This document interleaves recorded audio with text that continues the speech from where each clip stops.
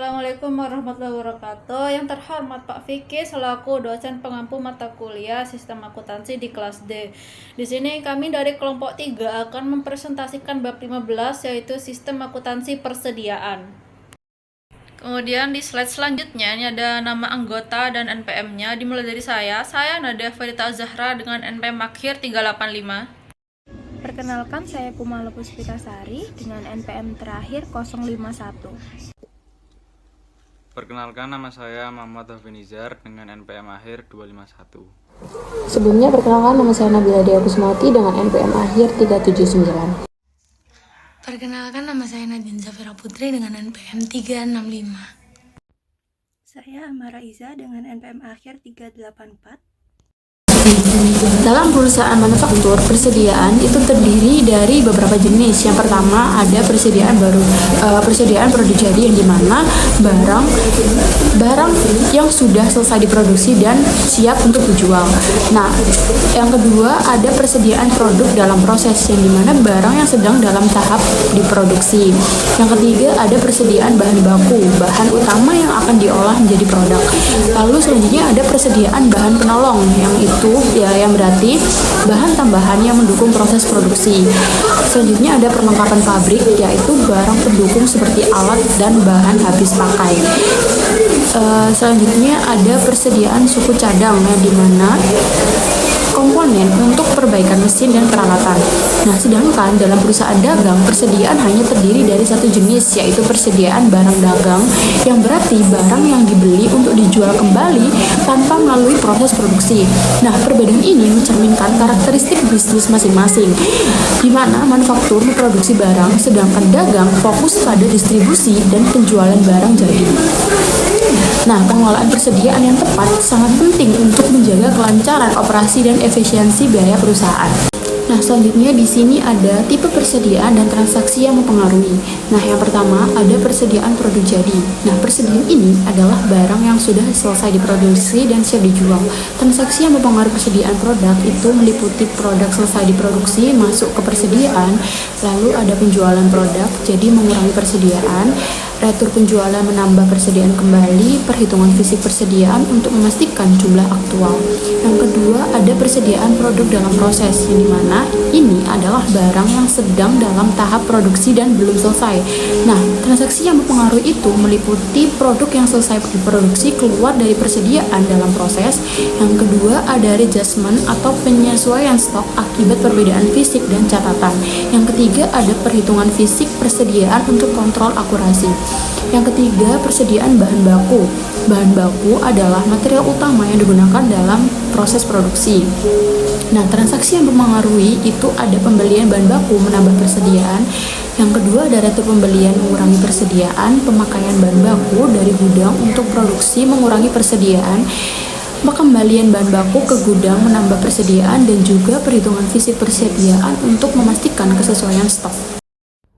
Tipe persediaan dan transaksi yang memengaruhi selanjutnya adalah persediaan bahan penolong. Transaksinya yang pertama itu ada pembelian, lalu ada retur pembelian, pemakaian barang gudang. Pemakaian barang gudang ini dicatat sebagai biaya overhead pabrik sesungguhnya. Lalu ada pengembalian barang gudang, dan yang terakhir adalah perhitungan barang fisik. Sistem dan prosedur yang bersangkutan pada pembelian itu ada prosedur pencatatan hingga pokok persediaan yang dibeli. Lalu pada retur pembelian itu prosedur pencatatan harga pokok persediaan yang dikembalikan kepada pemasok. Lalu pada pemakaian barang gudang itu prosedur pemintaan dan pengeluaran barang gudang. Lalu pada pengembalian barang gudang itu prosedur pencatatan tambahan harga pokok persediaan karena pengembalian. Lalu pada perhitungan fisik persediaan itu menghitung jumlah aktual persediaan yang ada. Tipe persediaan selanjutnya adalah persediaan perlengkapan pabrik dan persediaan suku cadang. Transaksinya tuh sama seperti yang sebelumnya. Yang pertama itu ada pembelian, lalu ada retur pembelian, pemakaian barang gudang. Pemakaian barang gudang ini dicatat sebagai biaya overhead pabrik sesungguhnya, beban administrasi dan umum, serta beban pemasaran. Lalu ada pengembalian barang gudang, dan yang terakhir yaitu perhitungan fisik persediaan. Sistem dan prosedur yang bersangkutan pada pembelian itu prosedur pencatatan harga pokok persediaan yang dibeli. Pada retur pembelian itu prosedur pencatatan harga pokok persediaan yang dikembalikan kepada pemasok. Lalu pada pemakaian barang gudang itu prosedur permintaan dan pengeluaran barang gudang.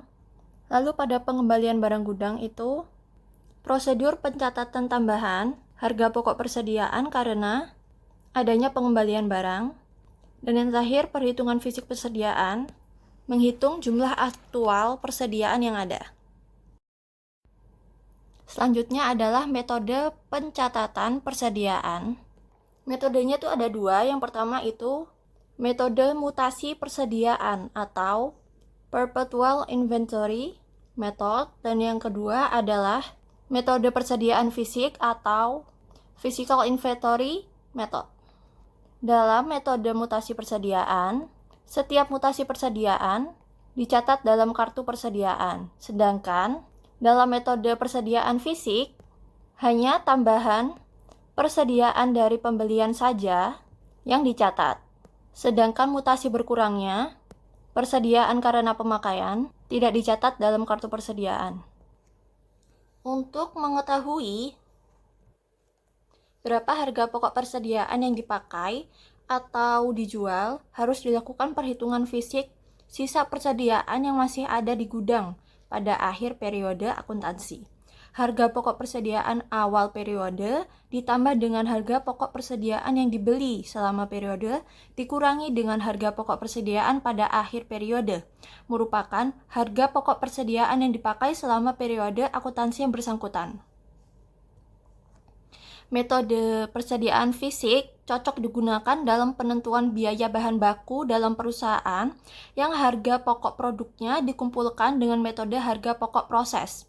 Sedangkan metode mutasi persediaan itu cocok digunakan dalam penentuan biaya bahan baku dalam perusahaan yang harga pokok produknya dikumpulkan dengan metode harga pokok pesanan. Sistem prosedur yang terkait dengan sistem akuntansi persediaan. 1. Prosedur pencatatan produk jadi. Prosedur ini dilakukan setelah proses produksi selesai dan produk telah menjadi barang jadi. Pencatatan yang dilakukan dengan mendebit akun persediaan produk jadi, dan mengkredit akun barang dalam proses. Jadi dokumen yang digunakan adalah laporan produk selesai. Ini sebagai bukti produk telah selesai diproduksi dan bukti memorial. Ini untuk mencatat transaksi ke dalam sistem akuntansi. Catatan akuntansi yang digunakan itu meliputi kartu gudang, kartu persediaan, dan jurnal umum. Proses ini memastikan bahwa seluruh produk jadi yang dihasilkan tercatat secara akurat, baik dari sisi kuantitas maupun nilai. Yang kedua, prosedur pencatatan harga pokok produk jadi yang dijual. Jadi prosedur ini dijalankan ketika produk jadi dijual kepada pelanggan. Jadi harga pokok produk jadi yang dijual itu harus dicatat agar dapat diketahui biaya yang dikeluarkan untuk produk yang keluar. Nah, dokumen yang digunakan itu surat order pengiriman, ini untuk mencatat barang yang dikirim ke pelanggan, dan faktur penjualan, ini sebagai bukti penjualan. Untuk catatan akuntansi yang digunakan itu ada kartu gudang, kartu persediaan, dan jurnal umum. Dengan prosedur ini, perusahaan dapat mengetahui laba kotor dari penjualan produk. Yang ketiga, prosedur pencatatan harga pokok produk jadi yang diterima kembali dari pembeli. Prosedur ini dilakukan jika terjadi retur penjualan, yaitu ketika ada pelanggan yang mengembalikan produk jadi yang telah dibeli. Jadi proses ini akan menambah kuantitas dan nilai produk jadi dalam persediaan. Untuk dokumen yang digunakan itu laporan penerimaan barang dan memo kredit. Untuk catatan yang digunakan itu ada kartu gudang, kartu persediaan, jurnal umum, dan retur penjualan. Pada tahap ini akun persediaan produk jadi akan didebit dan akun harga pokok penjualan akan dikredit. Ini akan menyesuaikan kembali posisi persediaan beban penjualan. Yang nomor 4, prosedur pencatatan tambahan dan penyesuaian kembali harga pokok persediaan produk dalam proses. Jadi prosedur ini dilakukan pada akhir periode akuntansi seperti akhir bulan atau akhir tahun untuk menyesuaikan nilai persediaan produk dalam proses sesuai dengan kondisi real di lapangan. Penyesuaian ini penting agar laporan keuangan mencerminkan nilai persediaan yang sebenarnya. Untuk dokumen yang digunakan itu ada bukti memorial dan pencatatan yang dilakukan dalam jurnal umum. Jadi proses ini meliputi penambahan atau pengurangan nilai persediaan produk di proses berdasarkan hasil inventarisasi fisik atau penyesuaian biaya produksi yang belum tercatat. Prosedur pencatatan harga pokok persediaan yang dibeli. Dokumen sumber utamanya adalah laporan penerimaan barang dan bukti kas keluar. Setelah barang diterima, harga pokok persediaan dicatat berdasarkan harga pembelian yang masuk kepada biaya terkait. Bagian kartu persediaan mencatat harga pokok dan kuantitas barang yang diterima ke dalam kartu persediaan sebagai perhitungan nilai persediaan. Lalu yang keenam, ada prosedur pencatatan harga pokok persediaan yang dikembalikan kepada pemasok, yakni pengembalian barang kepada pemasok yang dicatat dengan mengurangi kuantitas dan harga pokok persediaan. Dokumen yang digunakan antara lain nota retur atau memo kredit dari bagian pembelian. Bagian kartu persediaan mengurangi catatan persediaan berdasarkan dokumen tersebut dan melakukan penyesuaian di jurnal umum. Lalu yang ketujuh, ada prosedur pemintaan dan pengeluaran barang gudang, yakni proses yang dimulai dengan pengajuan permintaan barang oleh bagian terkait melalui formulir atau sistem permintaan. Gudang melakukan pengecekan stok untuk memastikan ketersediaan barang sesuai permintaan. Jika stok tersedia, barang yang disiapkan dan dikeluarkan, kemudian dicatat dalam sistem inventaris dan dibuatkan dokumen pengeluaran seperti surat jalan. Jika stok tidak cukup, pihak gudang akan menginformasikan ke bagian peminta untuk tindakan selanjutnya. Lalu yang kedelapan, ada prosedur pencatatan tambahan harga pokok persediaan karena pengembalian barang gudang, yakni jika terjadi pengembalian dari gudang ke bagian persediaan, maka dilakukan pencatatan tambahan kuantitas dan harga pokok persediaan. Dokumen yang digunakan adalah laporan penerimaan barang kembali dan bukti memorial. Lalu bagian kartu persediaan akan mencatat penambahan kuantitas dan harga pokok persediaan dalam kartu persediaan, dan bagian jurnal umum melakukan pencatatan jurnal penyesuaian. Lalu yang terakhir, ada sistem perhitungan fisik persediaan, yakni sistem ini melibatkan perhitungan langsung kuantitas persediaan oleh panitia perhitungan fisik, menghitung dan mengecek. Lalu hasil penghitungan yang dicatat dalam kartu fisik kemudian dikompilasi oleh pemegang kartu. Bagian kartu persediaan menentukan harga pokok persatuan dan menghitung total harga pokok persediaan berdasarkan hasil fisik. Dilakukan penyesuaian data persediaan dalam kartu persediaan dan jurnal umum sesuai hasil perhitungan fisik. Fungsi gudang juga melakukan atau menyesuaikan data kuantitas persediaan barang dalam kartu gudang berdasarkan hasil perhitungan fisik tersebut.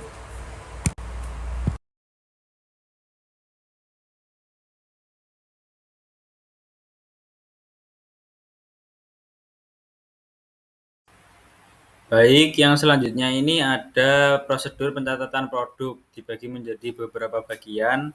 Yang pertama yaitu pencatatan produk jadi. Dokumen yang digunakan dalam pencatatan produk jadi ini diantaranya ada laporan produk selesai, lalu ada bukti memorial. Lalu catatan akuntansi yang digunakan ini ada kartu gudang, kartu persediaan, dan jurnal umum. Lalu di sebelah kanan ini ada bagan alir pencatatan produk jadi. Bagan alir ini diawali dari bagian gudang dengan menerima laporan produk selesai dari bagian produksi untuk dicatat di kartu gudang.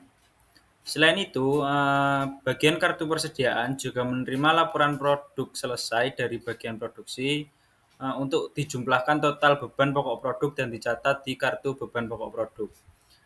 Setelah itu, bagian kartu persediaan juga membuat bukti memorial. Nah, dokumen-dokumen yang telah terkumpul tadi seperti laporan produk selesai yang diterima dari bagian produksi, lalu kartu beban pokok produk, dan juga laporan produk selesai ini nantinya akan dikumpulkan dan dicatat di kartu persediaan oleh bagian kartu persediaan.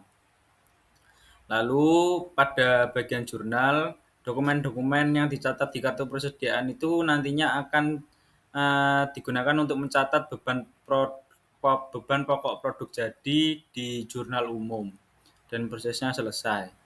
Next. Baik, yang selanjutnya yaitu pencatatan harga pokok produk jadi yang dijual. Untuk dokumen-dokumen yang digunakan dalam pencatatan harga pokok produk jadi yang dijual ini ada surat order pengiriman dan juga faktur penjualan. Lalu untuk catatan akuntansi yang digunakan dalam pencatatan harga pokok produk jadi yang dijual ini terbagi menjadi 3, yaitu ada kartu gudang, kartu persediaan, dan juga jurnal umum. Untuk bagian alirnya bisa Anda lihat di layar, yaitu diawali dari bagian kartu persediaan dengan membuat rekapitulasi beban pokok penjualan secara periodik berdasarkan kartu persediaan yang ada. Setelah membuat rekapitulasi beban pokok penjualan, bagian kartu persediaan ini membuat bukti memorial. Lalu dokumen tersebut dikumpulkan dan dikirim ke bagian jurnal untuk di jurnal umum. Next. Yang selanjutnya ada pencatatan harga pokok produk jadi yang diterima kembali dari pembeli. Untuk dokumen yang digunakan dalam pencatatan harga pokok produk jadi yang diterima kembali dari pembeli ini terbagi menjadi 2, yaitu laporan penerimaan barang dan juga memo kredit. Lalu untuk catatan yang digunakan dalam pencatatan harga pokok produk jadi yang diterima kembali dari pembeli ini terbagi menjadi 4, yaitu kartu gudang, kartu persediaan, jurnal umum, atau jurnal retur penjualan. Yang selanjutnya bisa Anda lihat bagian alir itu di layar di sebelah kanan terbagi menjadi 3 bagian, yaitu ada bagian gudang, bagian kartu persediaan, dan juga bagian jurnal. Pada bagian alir pencatatan harga pokok produk jadi yang diterima kembali dari pembeli ini dimulai dari bagian gudang yang menerima laporan penerimaan barang lembar kedua yang diterima dari bagian penerimaan.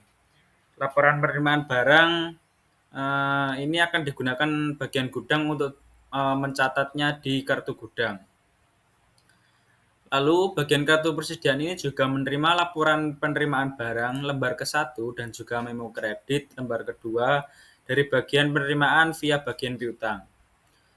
Lalu bagian kartu persediaan ini menggunakan dokumen tersebut untuk mengisi harga pokok barang pada memo kredit. Lalu dokumen tersebut nantinya akan dicatat di kartu persediaan oleh bagian kartu persediaan.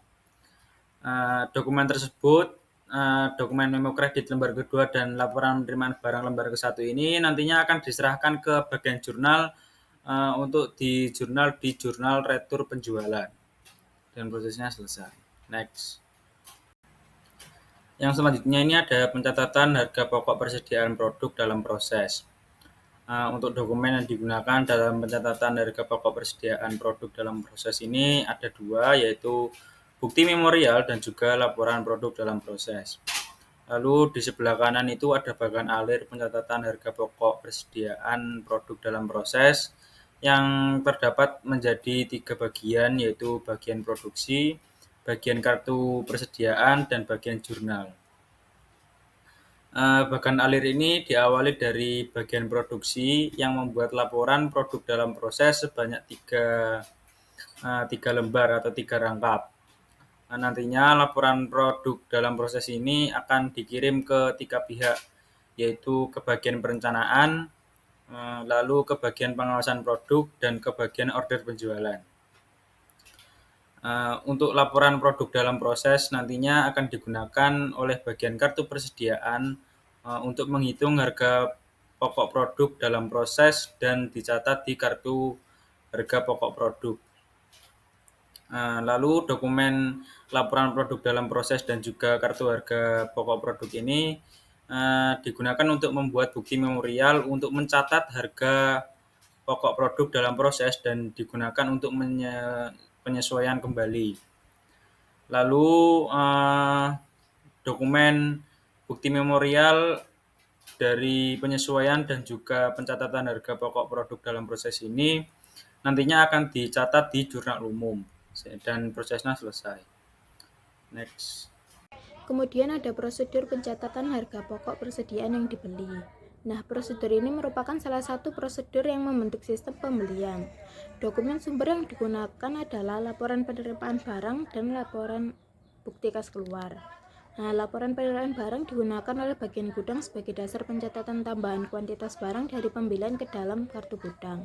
Sedangkan bukti kas keluar yang dilampiri dengan laporan penerimaan barang, surat order pembelian, dan faktur dari pemasok dipakai sebagai dokumen sumber dalam pencatatan harga pokok persediaan. Nah, selanjutnya ada alur penerimaan barang. Proses dimulai saat barang diterima dari pemasok, biasanya melalui bagian pembelian. Kemudian lanjut ke bagian pemeriksaan barang. Barang yang diterima akan diperiksa dan dicocokkan dengan surat pengantar SOP dan LPB. Kemudian bagian pencocokan faktur akan mencocokkan faktur dari pemasok dibandingkan dengan dokumen SOP dan LPB. Kemudian bagian pembuatan bukti kas keluar. Jika faktur cocok, akan dibuatkan bukti kas keluar untuk pembayaran. Kemudian bagian pencatatan persediaan. Nah, data barang masuk dicatat pada kartu persediaan dan kartu gudang. Kemudian pembuatan laporan. Dibuatlah laporan penerimaan barang dan didistribusikan ke bagian terkait. Kemudian bagian arsip. Dokumen-dokumen yang sebelum dibayar akan diarsipkan. Nah, tujuannya agar memastikan bahwa setiap yang masuk tercatat dengan benar sesuai dokumen pendukung dan pembayaran yang dilakukan untuk barang yang benar-benar diterima. Kemudian ada prosedur pencatatan harga pokok persediaan yang dikembalikan kepada pemasok. Jika persediaan yang telah dibeli dikembalikan kepada pemasok, maka transaksi retur pembelian ini akan mempengaruhi persediaan yang bersangkutan, yaitu mengurangi kuantitas persediaan dalam kartu gudang yang diselenggarakan oleh bagian gudang. Nah, dokumen-dokumen yang digunakan dalam proses pencatatan harga pokok persediaan yang dikembalikan kepada pemasok adalah laporan pengiriman barang dan memo debit. Laporan pengiriman barang digunakan oleh bagian gudang untuk mencatat kuantitas persediaan barang dikirim kembali kepada pemasok ke dalam kartu gudang. Sedangkan memo debit yang diterima dari bagian pembelian digunakan oleh bagian kartu persediaan untuk mencatat kuantitas dan harga pokok persediaan yang dikembalikan kepada pemasok ke dalam kartu persediaan. Nah, selanjutnya ada alur pengembalian barang. Proses dimulai dari jika ada barang yang perlu dikembalikan ke pemasok. Kemudian di bagian pembuatan memo debit akan membuat memo debit sebagai bukti pengembalian. Kemudian penyerahan barang. Barang diserahkan ke bagian pengiriman. Kemudian pengiriman ke pemasok. Bagian yang pengirim akan mengirimkan barang ke pemasok disertai memo debit dan laporan pengiriman barang. Kemudian pencocokan di bagian hutang. Bagian hutang membandingkan jenis dan jumlah barang yang dikembalikan dengan laporan pengiriman barang. Kemudian pencatatan memo debit. Memo debit dikirim ke pemasok sebagai pemberitahuan resmi. Kemudian pencatatan pada kartu gudang dan persediaan. Kartu gudang dan kartu persediaan diperbarui sesuai barang yang dikembalikan. Kemudian jurnal retur pengembalian. Bagian jurnal mencatat transaksi retur pembelian. Nah, tujuannya memastikan barang yang dikembalikan ke pemasok tercatat dengan benar, mengurangi persediaan dan utang sesuai dengan barang yang dikembalikan. Selanjutnya ada prosedur pengembalian barang gudang ke produksi. Prosedur ini merupakan salah satu prosedur yang membentuk sistem akuntansi biaya produksi. Dalam prosedur ini dicatat harga pokok persediaan bahan baku, bahan penolong, bahan habis pakai pabrik, dan suku cadang yang dipakai dalam kegiatan produksi. Nah, dokumen-dokumen yang dipakai adalah bukti permintaan dan pengeluaran barang gudang. Bukti ini dipakai oleh bagian gudang untuk mencatat pengurangan persediaan karena memakai intern. Bukti ini digunakan oleh bagian kartu persediaan untuk mencatat berkurangnya kuantitas dan harga pokok persediaan karena pemakaian intern. Nah, bukti ini juga digunakan sebagai dokumen sumber dalam pencatatan pemakaian persediaan ke dalam jurnal pemakaian bahan baku atau jurnal umum. Kemudian ada alur pengembalian barang dari gudang ke produksi. Nah, proses dimulai dari bagian produksi yang membuat BPBG atau bukti pengembalian barang gudang. Kemudian BPBG diserahkan ke bagian gudang yang kemudian menandatangani sebagai bukti penerimaan barang. Kemudian BPBG didistribusikan ke bagian kartu persediaan dan kartu biaya untuk pencatatan. Nah, bagian kartu biaya akan mengisi harga pokok pada BPBG. Kemudian BPBG juga digunakan untuk pencatatan jurnal. Kemudian bagian arsip akan mengarsipkan semua dokumen sesuai kebutuhan. Nah, tujuannya untuk mengontrol dan mencatat barang yang dikembalikan dari produksi ke gudang agar persediaan dan biaya produksi tercatat dengan benar. Nah, di sini ada sistem perhitungan fisik persediaan. Nah, apa sih sistem perhitungan fisik persediaan itu? Ini tuh metode yang digunakan perusahaan untuk menghitung secara langsung jumlah persediaan yang disimpan di gudang. Hasil perhitungan ini tuh sangat penting karena digunakan untuk meminta pertanggungjawaban bagian gudang atas pelaksanaan fungsi penyimpanan dan memastikan barang yang disimpan dengan baik dan juga aman. Dan juga digunakan untuk meminta pertanggungjawaban bagian kartu persediaan mengenai keandalan catatan persediaan yang dikelolanya sehingga data stok tercatat dengan akurat. Lalu selanjutnya digunakan untuk penyesuaian kayak adjustment gitu terhadap catatan persediaan di bagian kartu persediaan agar sesuai dengan kondisi fisik nyata. Nah, sistem ini merupakan salah satu unsur penting dalam pengendalian internal persediaan yang bertujuan untuk mencegah kehilangan, pencurian, atau kesalahan pencatatan yang dapat merugikan perusahaan. Selain itu, perhitungan fisik persediaan secara berkala membantu perusahaan dalam menjaga akurasi data persediaan, meningkatkan transparansi, dan juga mendukung pengambilan keputusan yang tepat dalam pengelolaan stok dan perencanaan produksi. Adapun dokumen yang digunakan dalam sistem perhitungan fisik persediaan. Yang pertama ada kartu perhitungan fisik inventory tag. Ya, dokumen ini digunakan untuk mencatat hasil perhitungan fisik persediaan secara langsung di lapangan. Biasanya terdiri dari beberapa bagian yang diisi oleh petugas penghitung dan pengecek secara independen. Kartu ini juga digantungkan pada tempat penyimpanan barang sebagai tanda bahwa persediaan sudah dihitung. Yang kedua ada daftar hasil perhitungan fisik inventory summary sheet, yaitu dilakukan setelah perhitungan selesai. Data dari kartu perhitungan fisik dikompilasi ke dalam daftar ini. Nah, daftar ini tuh biasanya berisi ringkasan jumlah persediaan yang telah dihitung dan menjadi dasar untuk penyesuaian catatan persediaan. Yang ketiga, bukti memorial. Nah, bukti memorial ini dibuat sebagai dokumen pendukung untuk mencatat penyesuaian adjustment, ya sama aja, dalam pembukuan persediaan. Dokumen ini digunakan oleh bagian akuntansi untuk mencatat perbedaan antara jumlah persediaan menurut catatan dan hasil perhitungan fisik. Selanjutnya adalah catatan akuntansi yang digunakan dalam sistem perhitungan fisik persediaan. Yang pertama itu ada kartu persediaan, yang kedua ada kartu gudang, dan ketiga ada jurnal umum. Kartu persediaan itu catatan akuntansi yang digunakan untuk mencatat penyesuaian terhadap data persediaan, seperti kuantitas dan harga pokok total, yang tercantum dalam kartu persediaan oleh bagian kartu persediaan, berdasarkan hasil perhitungan fisik persediaan. Selanjutnya adalah kartu gudang. Kartu gudang ini adalah catatan akuntansi digunakan untuk mencatat penyesuaian terhadap data penyesuaian, seperti kuantitas, yang tercantum dalam kartu gudang yang diselenggarakan oleh bagian gudang. Lalu selanjutnya itu jurnal umum. Jurnal umum ini adalah catatan yang digunakan untuk mencatat jurnal penyesuaian atas akun persediaan karena adanya perbedaan antara saldo yang dicatat dalam akun persediaan dengan saldo menurut perhitungan fisik. Lalu fungsi yang terkait, yang pertama ada panitia perhitungan fisik. Jadi di sini panitia perhitungan fisik adalah sebuah panitia yang dibentuk khusus untuk melaksanakan perhitungan fisik persediaan barang di perusahaan. Yang pertama ada pemegang kartu perhitungan fisik.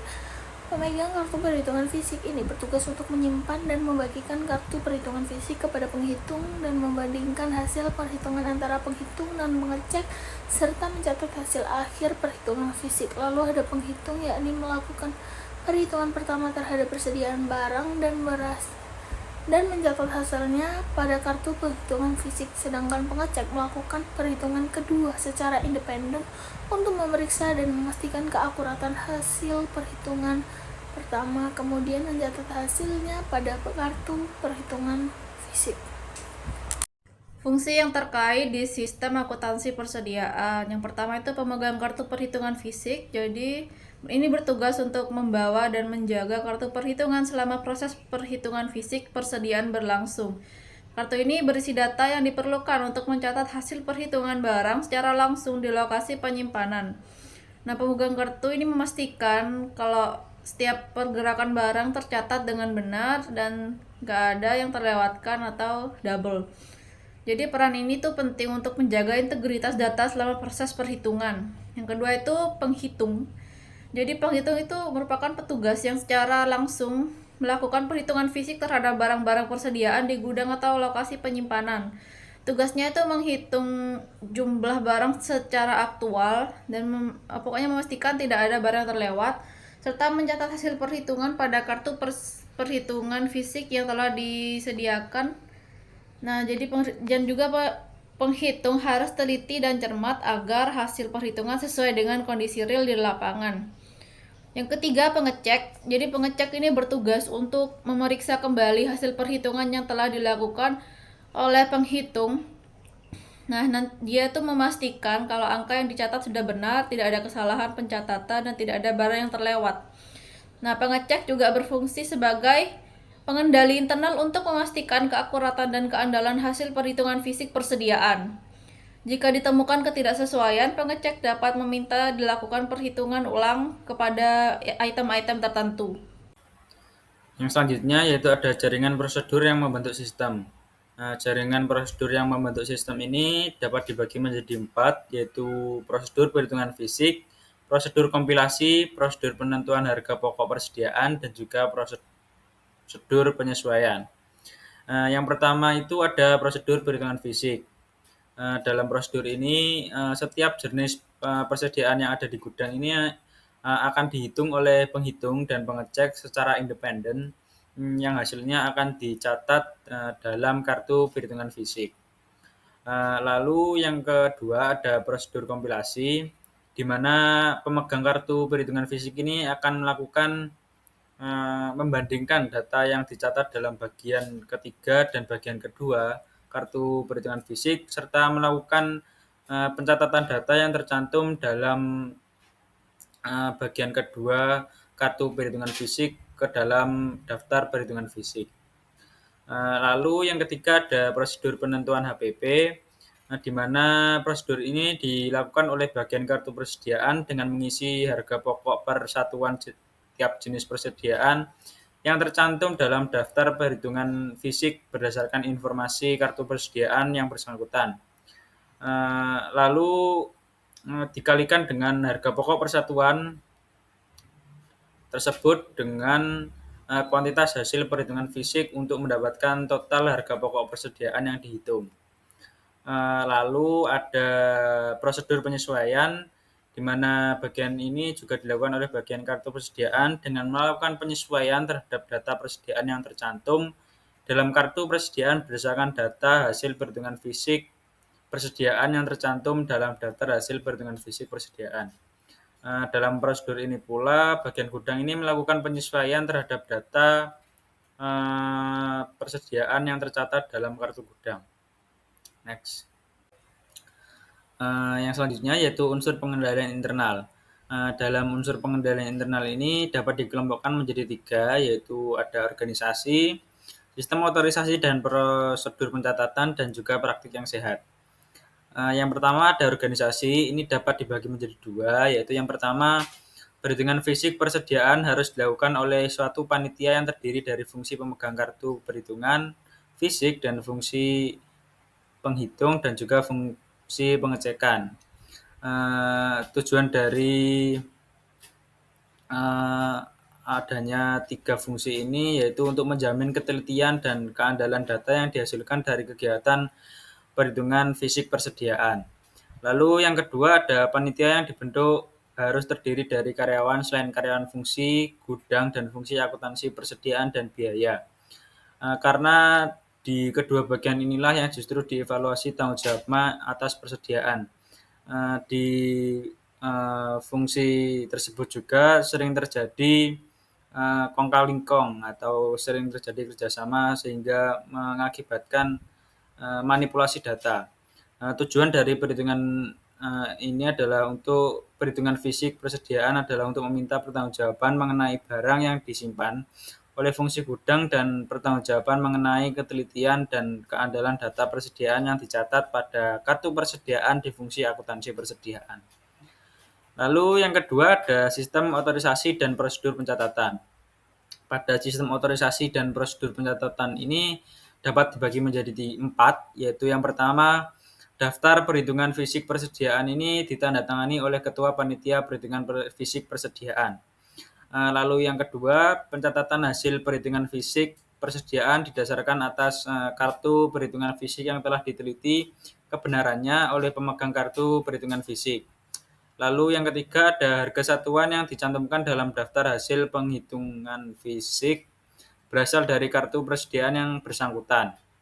Lalu yang keempat ada penyesuaian terhadap kartu persediaan yang didasarkan pada informasi tiap jenis persediaan yang tercantum dalam daftar. Next.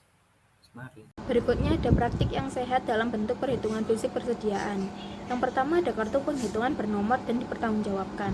Nah, kartu perhitungan fisik harus bernomor urut tercetak dan penggunaannya dipertanggungjawabkan untuk memastikan seluruh hasil penghitung tercatat. Kedua, penghitungan ganda secara independen setiap jenis persediaan dihitung 2 kali. Pertama oleh penghitung, kedua oleh pengecek secara independen untuk menjamin ketelitian. Ketiga, pencocokan hasil oleh pihak independen. Bagian kedua dan ketiga kartu penghitungan dicocokkan oleh pemegang kartu atau yang tidak terlibat dalam penghitungan sebelum dicatat ke daftar asli. Keempat, ketelitian alat dan metode penghitungan. Alat dan metode yang digunakan untuk menghitung harus akurat agar hasil penghitungan dapat diandalkan. Aduh, ramai. Kemudian ada bagan alir dokumen sistem penghitungan fisik persediaan.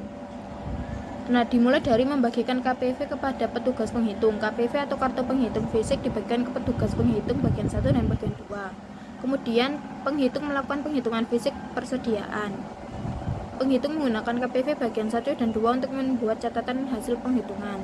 Kemudian membandingkan hasil penghitungan bagian 1 dan bagian 2. Jika tidak cocok dilakukan penghitungan ulang, jika cocok hasil dicatat ke dalam DHPV. Kemudian setelah cocok KPV bagian 3 diisi, disobek dan digantungkan di tempat penyimpanan barang sebagai tanda sudah dihitung. Kemudian bagian pengecek akan melakukan penghitungan fisik kedua. Checker menggunakan KPV bagian 1 dan 2 untuk melakukan pengecekan ulang. Kemudian mengisi data hasil penghitungan pada KPV bagian 2. Hasil penghitungan dicatat dan KPV bagian 1 dan 2 digantungkan di tempat penyimpanan barang di gudang sebagai tanda sudah dicek. Kemudian bagian kartu persediaan akan menerima DHPV dari pengecek. Bagian ini menerima DHPV untuk mengisi harga pokok per unit dan menghitung harga pokok total. Kemudian akan meminta otorisasi atas DHPV. Kemudian bagian jurnal akan membuat bukti memorial, lalu mencatatnya ke dalam jurnal umum.